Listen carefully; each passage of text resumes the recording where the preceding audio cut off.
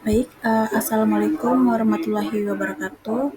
Perkenalkan, nama saya Aprilia Dusyriani dari kelas ketiga dengan NIM 2403010061. Baik, pada kesempatan kali ini saya akan mempresentasikan hasil ujian akhir semester mata kuliah pragmatik dan wacana dengan menggunakan pendekatan analisis wacana kritis.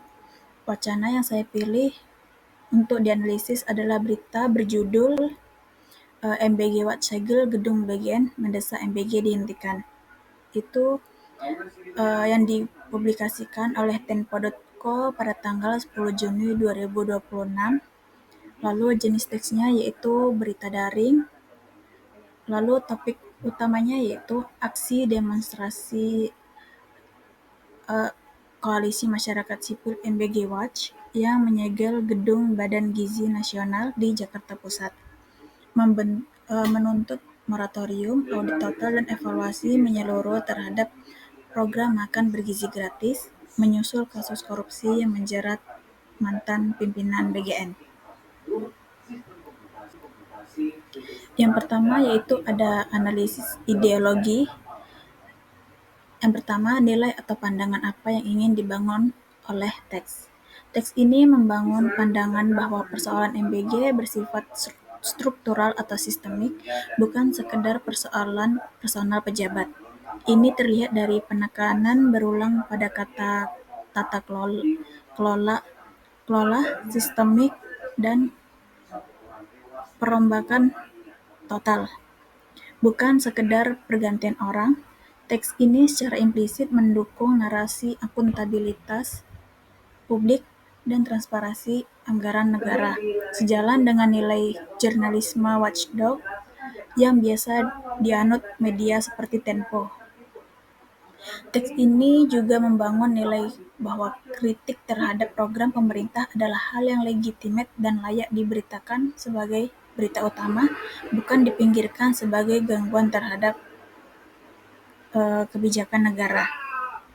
Lalu pilihan kata apa yang menunjukkan keberpihakan tertentu, yaitu yang pertama mendesak MBG dihentikan.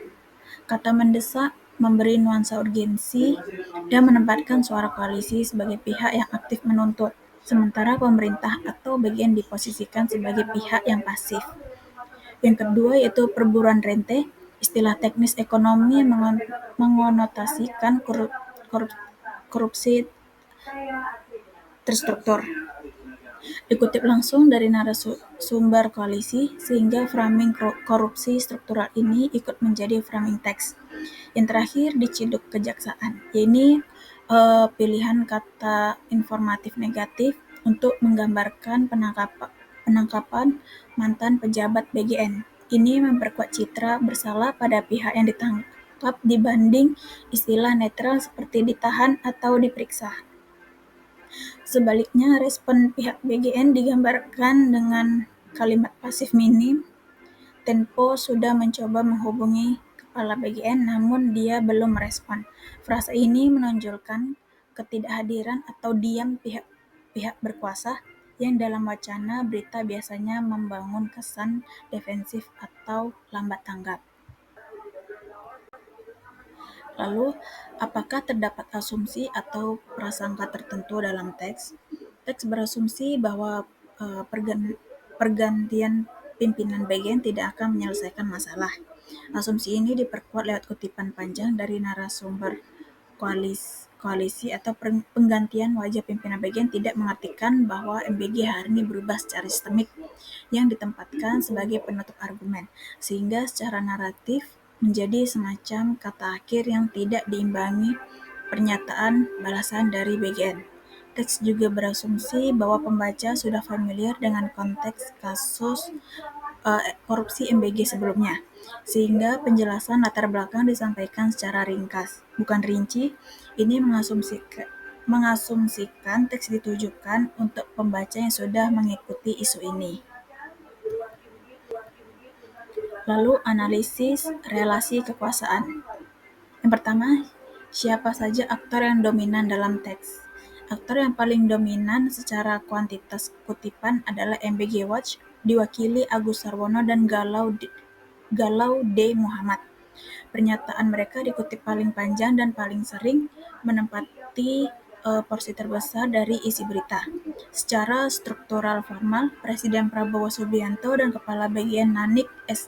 Deyang tetap menjadi aktor yang dirujuk sebagai pemegang otoritas yang dituju oleh tuntutan, meski tidak banyak bicara langsung dalam teks ini.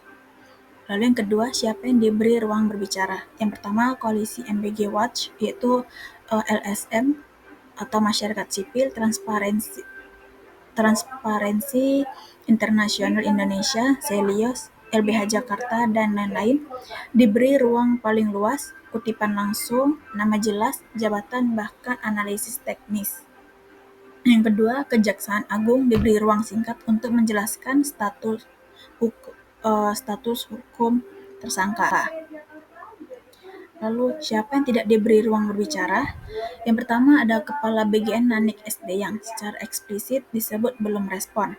Artinya pihak yang dituju tuntutan tidak atau belum mendapat kesempatan menjawab dalam teks yang sama. Yang kedua, penerima manfaat MBG, yaitu siswa, orang tua, dan ibu hamil, yaitu pihak yang sebenarnya paling terdampak langsung oleh program ini. Sama sekali tidak dikutip atau dihadirkan suaranya dalam teks ini. Lalu, pejabat BGN yang menjadi tersangka juga tidak diberi ruang pembelaan dalam artikel ini. Lalu, kelompok mana yang diuntungkan atau dirugikan? Itu bagian diuntungkan koalisi masyarakat sipil, karena tuntutan dan kerangka berpikir mereka mendominasi narasi. Posisi mereka tampil sebagai pihak yang rasional berbasis data, yaitu mengutip kajian Selios, ICW, dan moral, yaitu membagikan makanan gratis sebagai sindiran. Yang kedua, yang pihak dirugikan yaitu pemerintah atau BGN, karena digambarkan reaktif, diam, dan baru bertindak setelah ada tekanan publik dan proses hukum, bukan inisiatif sendiri.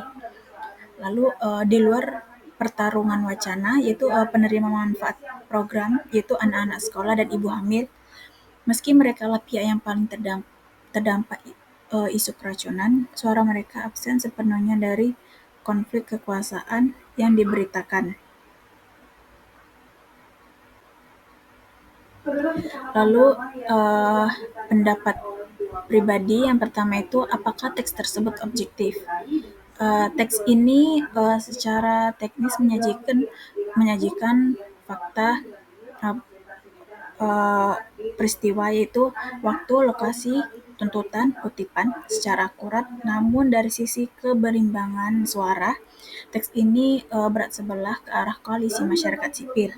Ruang bicara pihak BGN sangat minim, sehingga meskipun informasinya benar, penyajiannya tidak sepenuhnya berimbang. Lalu apa dampaknya terhadap masyarakat? Yaitu framing semacam ini bisa membentuk opini publik bahwa pemerintah atau BGN lamban dan tertutup terhadap kritik, yang berpotensi menambah ketidakpercayaan publik terhadap program MBG secara keseluruhan, termasuk pada aspek-aspek program yang sebenarnya berjalan baik. Di sisi lain, framing ini juga berfungsi positif sebagai kontrol sosial yang mendorong transparansi dan akuntabilitas lembaga negara. Lalu, bagaimana seharusnya media menyajikan isu tersebut?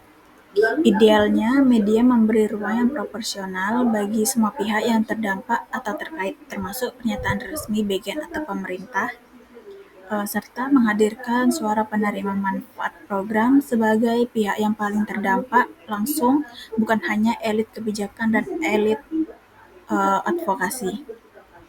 Lalu kesimpulannya yaitu, dengan demikian dapat disimpulkan bahwa teks berita ini meski faktual tidak sepenuhnya netral. Ia secara implisit memihak narasi kontrol sosial dari masyarakat sipil. Hal ini wajar dalam jurnalisme watchdog, tapi tetap menyisakan satu kekurangan, yaitu minimnya ruang bagi pihak yang dikritik untuk membela diri dan absennya suara kelompok yang paling terdampak.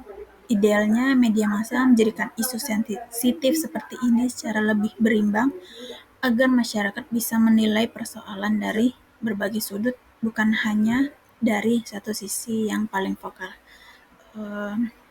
Sekian materi yang dapat saya sampaikan. Mohon maaf apabila ada salah kata. Saya akhiri dengan wassalamualaikum warahmatullahi wabarakatuh.